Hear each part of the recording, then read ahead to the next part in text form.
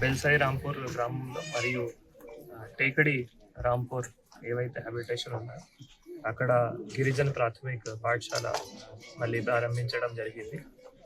ఇది నేను జాయినింగ్ అయిన తర్వాత మళ్ళీ ఆదిలాబాద్లో కలెక్టర్గా బాధ్యత తీసుకున్న తర్వాత నాకు గుర్తు ప్రకారం ఇది బెల్సాయి రాంపూర్లో అప్పుడు ఫస్ట్ టైం ఆ గ్రామంకి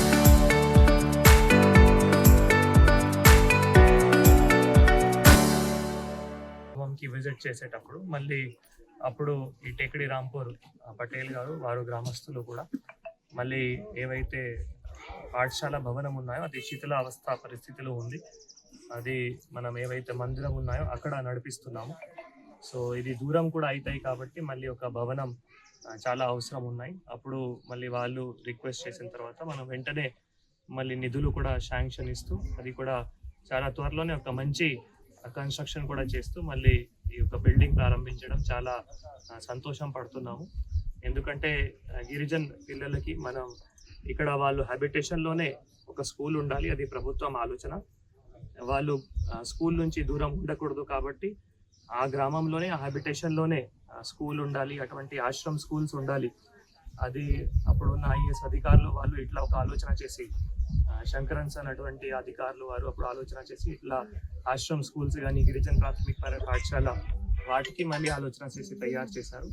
సో దాని సందర్భంగా మనం ఇక్కడ మళ్ళీ పిల్లలకి ఒక మంచి భవనం ఇస్తూ వాళ్ళు డైలీగా బడికి వస్తూ మళ్ళీ అన్ని రకాల భాషల్లో కూడా మాట్లాడగలుగుతారు, నేర్చుకోగలుగుతారు. ఎందుకంటే ప్రాథమిక పాఠశాలలో మేజర్గా లెటర్స్, తర్వాత వర్డ్స్, సెంటెన్సెస్ అవి నేర్చుకోవడం, తర్వాత మ్యాథ్స్ సందర్భంగా అడిషన్, సబ్ట్రాక్షన్, మల్టిప్లికేషన్, డివిజన్ ఇటువంటి వాళ్ళు నేర్చుకుంటే మళ్ళీ ఆశ్రమ్ హై స్కూల్కి వెళ్ళేటప్పుడు చాలా అక్కడ మంచి విద్యా బోధనం కూడా అవుతాయి. కాబట్టి ఇక్కడ పిల్లలతో కూడా ఇంటరాక్షన్ చేస్తూ సిఆర్పి గారితో కూడా ఇంటరాక్షన్ చేస్తూ అదే చెప్పడం జరిగింది.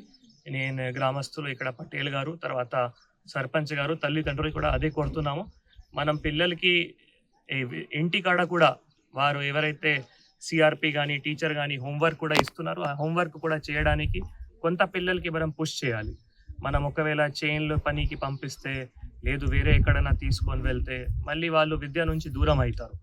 సో కష్టపడాల్సిన మనం చదవడం అంటే కష్టపడాలి, తర్వాత ఇష్టం ద్వారా కూడా చదవాలి.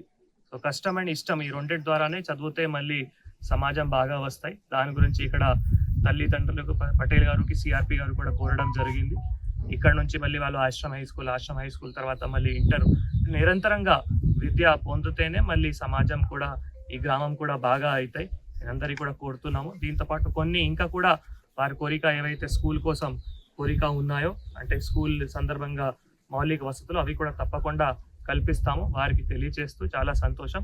మనం మొన్ననే ఏవైతే పనులు స్టార్ట్ చేశామో మళ్ళీ ఈరోజు ప్రారంభించడం, ఈరోజు పూర్తి చేయడం, దాంట్లో గ్రామస్తులు కానీ ఇంజనీరింగ్ డిపార్ట్మెంట్ కానీ ఐటీడీ కానీ అందరికీ కూడా హృదయపూర్వకంగా ధన్యవాదాలు తెలియజేస్తున్నాం.